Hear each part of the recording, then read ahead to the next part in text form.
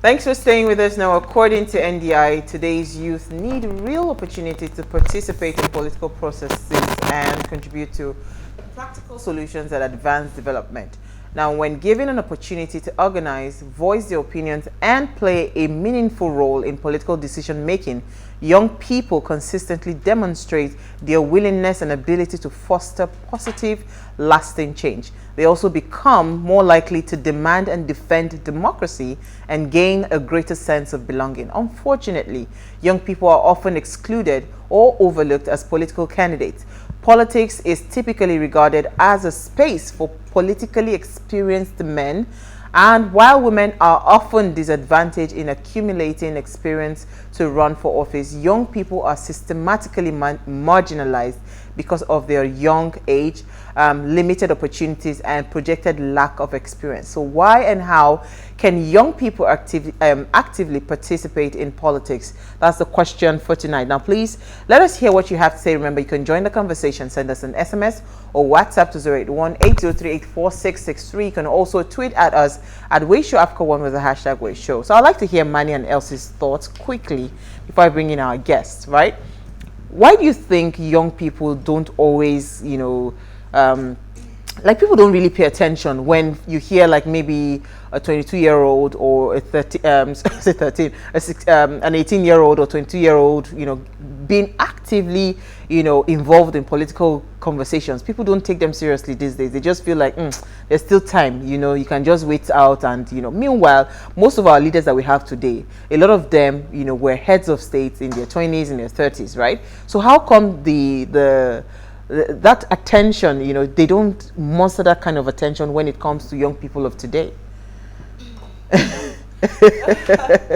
Okay, for me, I would say, like the president has said some years before, that we're dealing with the lazy youth. So they're very lazy, because I don't believe it's because of a lack of information or a lack of courage or what to say, because this generation, they actually call the Sorosoke generation, and the Sorosoke is a Yoruba terminology that says speak up. So they know how to speak up. They know how to come together. If they just understand their strengths meaning that their strength in number, and the people in this category that we call the youths, they are actually larger in number than the people on top, the older ones. So they have the strengths. Then they also have the mind, the innovative mind, so they can come out and create change. So for me, I just think it's the part of them that is lazy, laid back, that's what hinders them from coming out, not because they can't speak up, not because they are not informed. So we just need to speak to that lazy part of them and encourage them that yes, you can. Yeah, that's my opinion. You say you're lazy. Well, I think I'm just always I like to think that I'm a liberal-minded person, and for me, it might not be because everybody is at a point where we are looking for that messiah or that amazing leader. You might not look at it from my angle, but I think politics is a career, right? And leadership is something everybody should have in one way or the other. But politics is a career path, right? If a certain group of people are not interested in that career path, for me, I think they should be more interested in governance, right? To be understanding what is happening and who is leading us, and that process of being politically literate. They call it what? Politeracy right now. So I think that is the part that concerns me the most. But when it comes to young people in politics, even in the Western world, it is a career path. And when you begin to look at it as well, if you want to juxtapose the ages of the leaders and presidents of even progressive countries, I don't think at this point, like now, that you can go back and talk about your Obasanjo times and all that, but right now, this day and time, I don't think we have beyond, is it Macron now? What's his name? Aside him, they're all in that 60s, 70s, that's where they are. So that's why sometimes I look at it, I just feel like, it's a career path. And there are still young people in that space that are doing amazing things. I know that our guest is one of them, right? And they're having conversations, people are paying attention. You see people like this girl on Twitter that she has an amazing handle now, got her popularity from Enters. What's her name? right? And people are paying attention to her a lot. And I don't think anybody's shutting her down and saying we're not giving you attention. I just would want to see much more depth in her conversation, and she also really understanding that whether it was intentional or unintentional, or whether it was she has the influence now. based So on some people say whether it's stomach infection, whatever it was, you are on that stage now. Can you have more depth? Can you deliver? Are you ready to really pick up the mantle? That is the biggest gap. Or are you one of those that are very soon, in fact, I'm hearing has jackpot or we soon jackpot, right? So it's I mean, a lot of people will told that part, some people will not told that part, but governance is what I know everybody, whether you're young, whether you're old, whether you're 18, 50, you should be interested in it. That's where I look at it from. But yes, I agree that there are a lot of lazy people. It's not just about politics. They want to speak up, they want to tell you what the problem is, but they're not ready to do the work. And I know that is happening a lot. But when it comes to politics, I think it's just a career path. If you're not interested, you're not interested. All right, someone is saying, I'm watching you on Star Times in Plateau State. There's no audio tonight. I'm sure they'll sort that out. We're sorry about that. But let me bring in our guest, Okikiola Aisha Taiwo-Jalupon. Is a young Nigerian, a politician, an entrepreneur, a chemist, and a community development advocate. She contested in the 2019 general elections for a seat at the State House of Assembly, Lagos State, and came third, right? And revealed to be the youngest to vie for a political position in Nigeria because she contested at the age of 23, I believe. And so, you know why I'm proud? First of all, she's a young person and she's a lady. You know, it's double stars, A++. And she's joined us live in studio. Hi. And for those that do not know, Okikiola, she's also going for the same position 2023, and we are rooting for you. We know you would finally get the seat because coming third, that's not a small feat, right? Coming third, so that's not a small feat. It means that now that the youth are woke, It means that something is being done right. yes, now that the youth are woke, they understand that we need more representation. Definitely, everybody would go out and look out for her candidate. I don't believe in parties. Just look for the individual and vote. But let's come back to the conversation. We're talking about young people, right?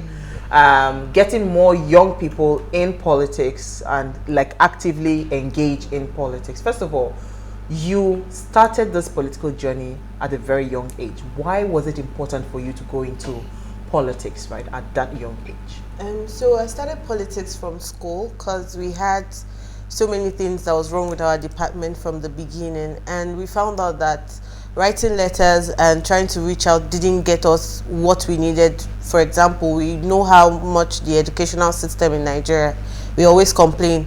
So we decided to take up like the political positions in school and try to see how we can, because they gave us more audience as a political position holder than as a student. So that's how I went into politics. First, I had to go into financing because we had so much money that was coming into the department but was not directed to the things that we needed it to go to. So I applied for the financial secretary and moved on as a general secretary.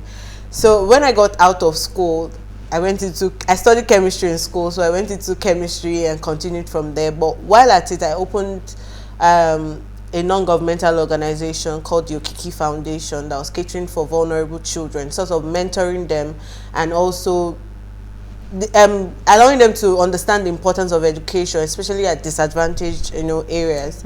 And so at one of the parties, one of my uncles said, "You seem like a very active person. Why don't you join politics?" I'm like, "I did politics in school." He said, "No, like there's real life politics." I said, "Oh, I didn't know about that." And then he said, "Okay, the things you do," because while at the party I was complaining to him that I don't like the fact that when I want to do something for these kids, I always have to do it in so small numbers. Scales. Yes, because I feel like if I do it, there's a lot of impact to be made on these kids. So he convinced me that, okay, this would help you do that directly, and you can even go into taking care of youths, the elderlies and children all together. And I was like, okay, yes, I want to do it.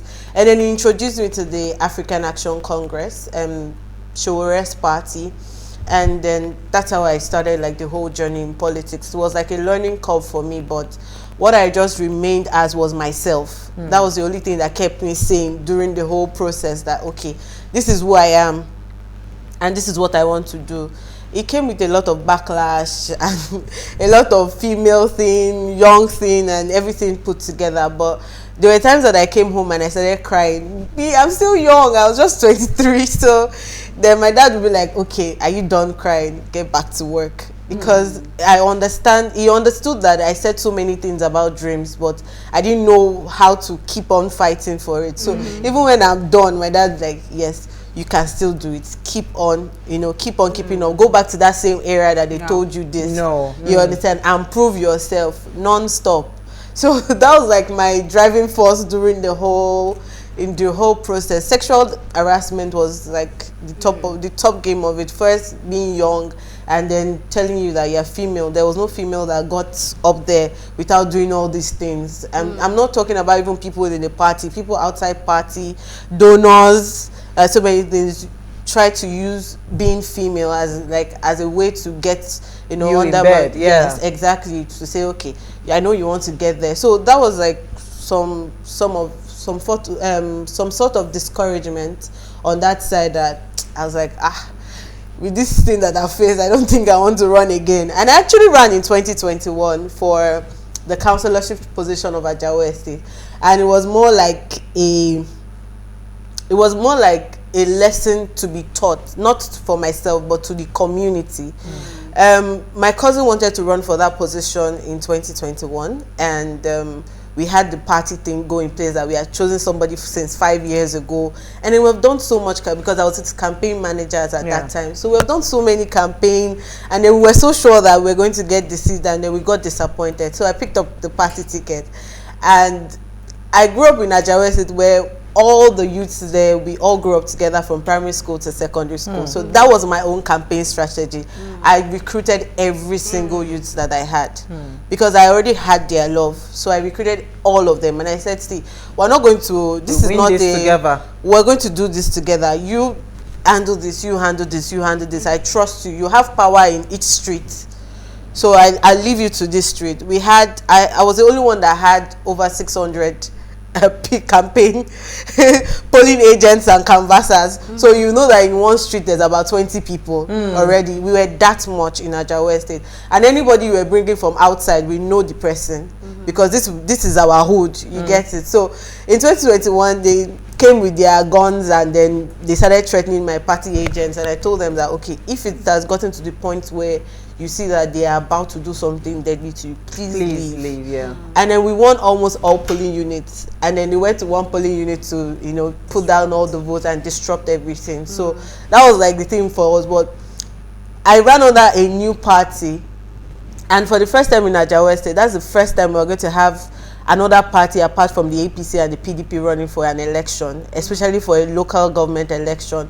So it was like a big feat for us in Ajawo Estate, that okay, so this is us youth, we are not lazy, and we know what to do, even as much as when we all come together with our ideas, we can do something. And that was like another 2021 lesson for me. Like after moving on from 2019, was another lesson in 2021. And so 2023, I know that prepared. I'm very much prepared. You know what? So okay, I know the ladies are itching to ask questions, but we just want to go on a very short break. We'll just go out and come back in. Stay with us. We'll be right back.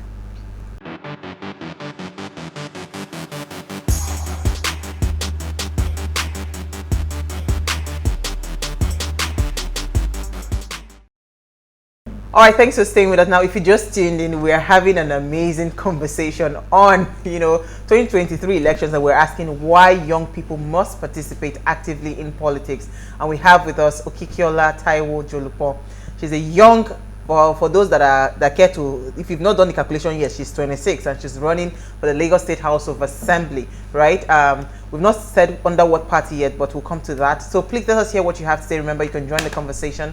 Send us an SMS or WhatsApp to 081-803-84663. You can also tweet at us at WayShowAfrica1 with the hashtag WayShow. So Elsie, you wanted to come in? Yeah. So first, I mean, just listening to you talk about your family, from your uncle to your dad, I want to say I'm really proud of them.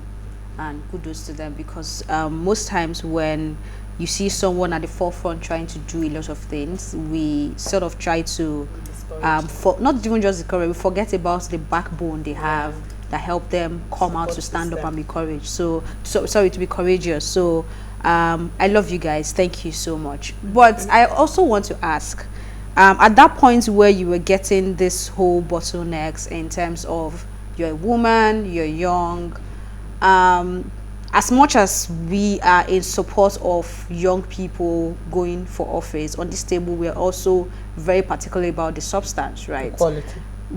How were you able to convince these people to let them know that I am here for the job, I know what I want, and I'm just going to go all out, whether I'm young or female? The point is that I'm a candidate, I'm an adult, and I am a candidate. How were you able to do that? First off, it started with the fact that almost everybody knew me as a girl in Oshodi Solo. And my mom used to beat me when I was very little, because when she sends me on errands, I end up selling for the woman that is there for like 5-10 minutes before going back home. So they just knew me as, oh, this girl, and then I greeted everybody. So when I decided to run for office, most of the women were telling me that, no, don't go, these people are wicked people, they'll do this, they'll do that. Other women and men will ask me that, okay, you want to run, give us something, we need money, where's the bag of rice, where's this? And I tell them, okay, you know what, I'm not saying I won't give you this, but this same thing that you're asking me, ask the next person that is going to come and campaign with you. Or rather, let's assume that is a bag of rice the real problem, or your house rent. How do you struggle paying house rent? Try, and the person that is coming to you telling you about road, about this, about things that they can't do, ask them that this is what directly affects me. Can you help me out with it? And then you hear what they have to say.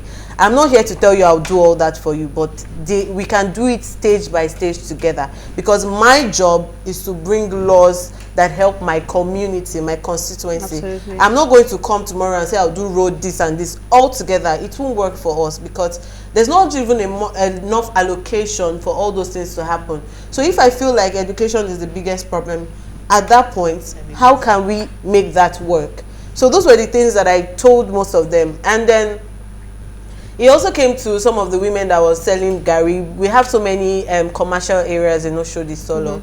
And then when I go there, I'm talking to them about the cost of shops, because of the high-end customers that they have and companies that are being built in my area.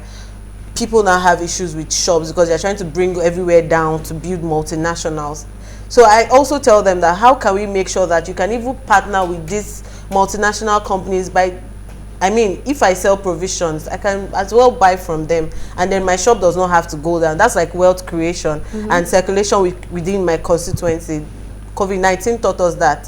So those were the things that I put up for them, that, okay, these are the things that I can bring together. Partnerships, sponsorships, scholarships. How do we do this? I already do it as a foundation, so I know my way around it. We don't need billions to do these things. Absolutely. We just need networking. So those were the things that I sort of sold to them in their language individually. To the Igbos, I went on to say, Igbo Kweno, we did some dancing, we did some singing, and then I went on to tell them the real fact that, okay, imagine the bill that you buy, see how much it costs. How do we make sure that this and this can work for you? So those were, I just related to people in different ways. The market people, the artisans, everybody in their own, you know, language, in their own language. And that was how I was able to like draw them all together. Yes. All right, so Manny, quickly, then. Okay, then we'll go on. Okay. Yes, this Sorosoke generation, your generation, before I even go into the question, well done. So you possess two traits that are very essential for this field you're in. You're courageous and you're very resilient. So you fall down, you get up and you move. I like that. Well done. So, but for your generation, we talk about this generation being the microwave generation. So they want to put in 1 today and they want 10 tomorrow. So they do not have the patience to wait out the process. How do you, especially when you talk about all the obstacles in your way now, you talk about people trying to attack you with guns, you talk about the men trying to take advantage of the fact that you're a woman, you talk about, you know, different things. What is the attraction for these youths when they hear about all the obstacles and all the negative things, what's the attraction for them? First, I always say that these things don't only happen in politics, it happens everywhere. So, and I've also told women that I also, like, I have a group of women that I always talk to every time. I have some within the ages of 13 to 16. I have some within the ages of 20 to 25 to trying to teach them on, you know, how to tackle sexual harassment and all those things like that. So first thing I told them is that this thing has been going on even before I decided to join politics, even before I even came to life. So it doesn't mean that now that I've started, it's going to end. But now you have me because I can speak out. You know, so that's what I always tell them, that a lot of women go and they are silent about it. Me, I will scream and shout.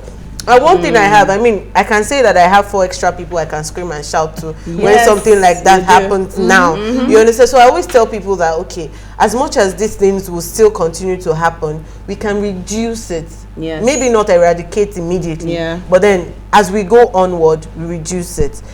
So many progress we have had over the years onto civilization was done by people stage by stage. As one dies, one moves on. So let us be that force now that does those things that need to. So it's not about we go in now, everything ends. But we are sure that as we move on, we are now the called.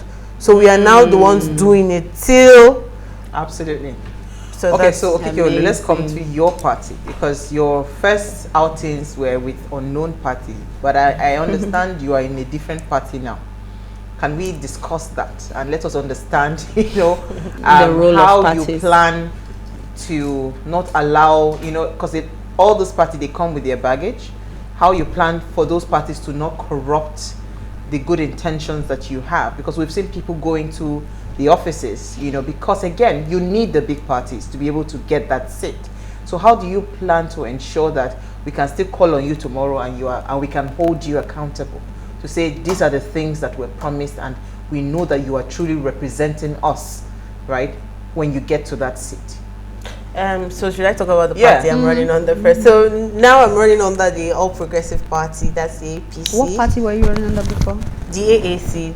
Okay. That's Showere's party. So now I'm running under the All Progressive Congress, and this was. And let me state here that they would not have given you the what's it called, the audience to be able to run if you did not attempt to do it. Yes. The kind of what you were able to muster even on your own. So go ahead. Nothing is lost. So well, there's still a fight going on about who, because they have like someone that they are trying to push forward. So I'm also putting my own stand. I happen to be like the only female. I'm sorry, before you go ahead with that, you know, we see our older politicians every time jumping from one party to the other, and we sort of are cringe-worthy and like, why, right?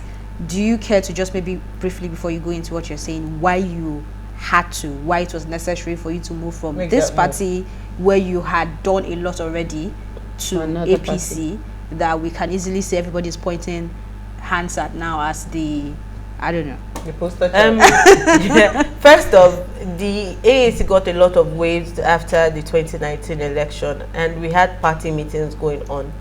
The issue was, from the local level, they now started recruiting people to protest rather than building party structure. So for someone like me that wanted to advance in that career, it sort of seemed like I was going this way, they were going this way. So for every meeting, it seems like we're having issues with where we want to go to and how what. So I had to move on from that. Because you had clarity of your vision. I had clarity of my vision. So it just went on like that. Yeah. So now we are still battling the whole Progressive Congress so that I can vie for the position of the House of Assembly candidate for, you know, Oshodi Solo. I feel like I already know what my community wants. I've been in Ajawe since I was 8. So I lived in every area in my constituency, and I've grown to know that place. So I feel like I can tell and I can relate to the problems that we are facing bit by bit.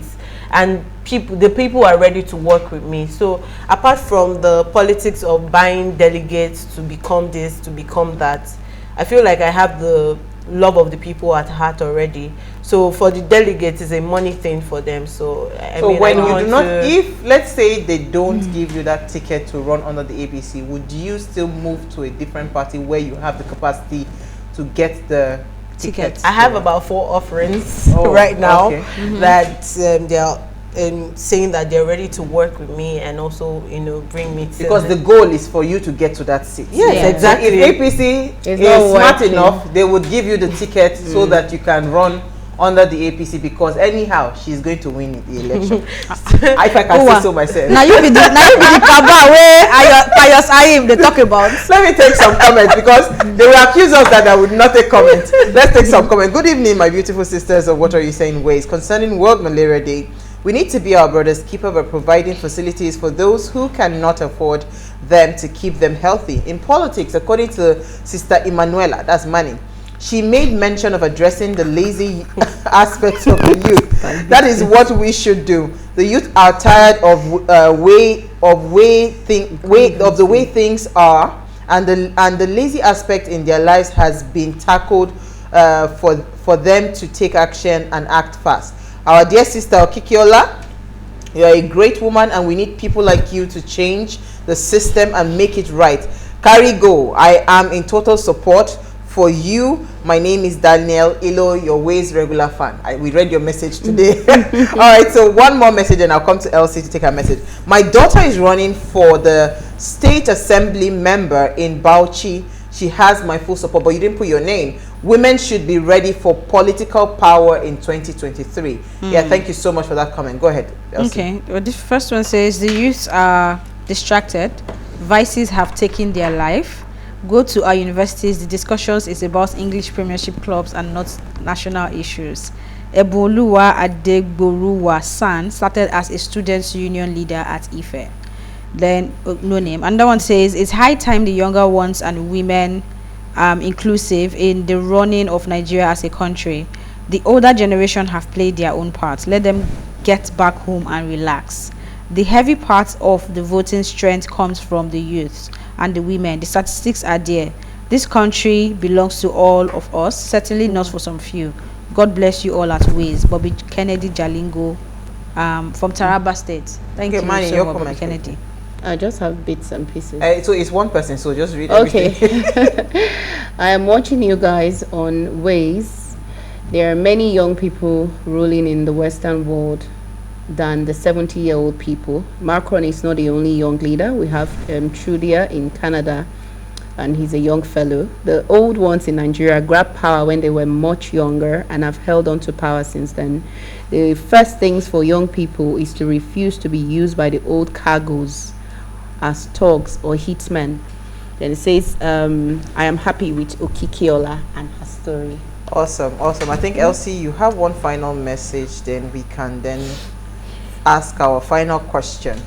It's quite lengthy. Okay, it says young people of today are not lazy, but they seem they do not know their rights as citizens of this country, and even if they do not seem to know how to demand those rights from those who are already in governance of the country. Secondly, young people of today do not seem to have values they believe and want to promote and even die for in Nigeria political system.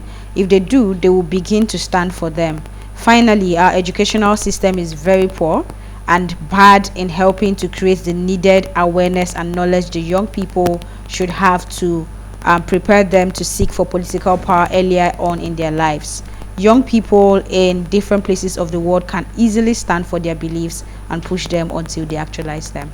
So, as we wrap up the conversation, why should young people participate actively in politics? If you were to answer that question, what would that be?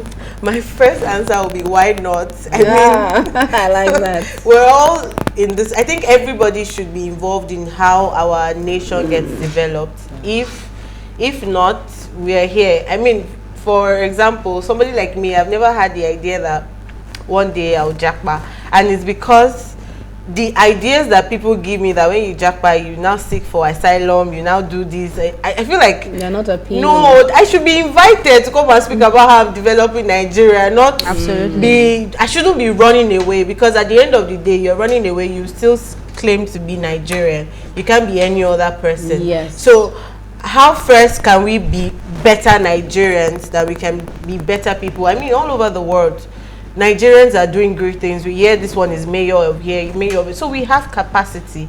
And then knowing that in the next few years, we're going to be we already are the major people, contributors of the GDP and everything all put together. So why shouldn't we be involved in politics? There's politics at work, there's politics even in the Premier League that people talk about. There's politics everywhere.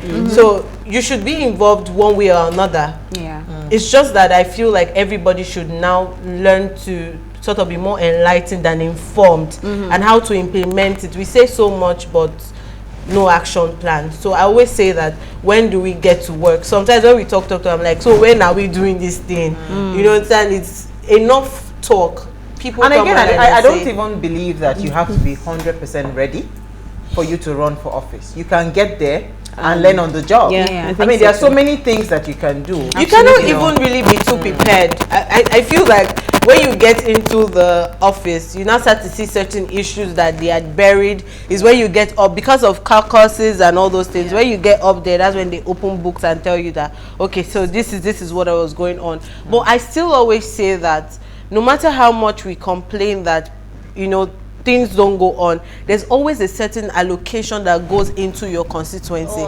Now it is very dependent on the person in that office to say, I want to do it or I don't want to do it. As much as they say they pay Baba Sokwe or whatever this thing, if you put 5 million naira, for somebody like me that runs an NGO, I can tell you what 50,000 naira can do. So if I put 5 million naira in an office, I know. Absolutely. Sincerely, these old men in politics have woefully failed Nigeria. Let the women take over. Maybe then we shall see the change they promised. Austin from Delta State. We ran out of time. They are screaming in my ear. We have to go. But thank you so much, Okikiola. We had a fantastic conversation. Manny, who asked the question behind cameras? Thank you, Manny. Thank you, Elsie. We had a fantastic conversation. I hope you enjoyed the show as well as we did. Please look out for Okikiola. Please. Yes. We are already showing you our candidates. Me, I know they hide. They can come and carry me. It's fine. Now, before we go, ensure you follow us on Instagram. It's at PlusTvAfrica. You can interact with us further, drop a comment, and more importantly, follow all the conversations and engagements online. And remember to like, share, invite your families and friends to watch and follow the conversation. Now, if you missed today's quote, here it is again. One of the penalties of refusing to participate in politics is that you end up being governed by your inferiors. It's as simple as that. We'll see you guys live at 8 p.m. tomorrow as we bring another great conversation to your screen. Enjoy. Thank you.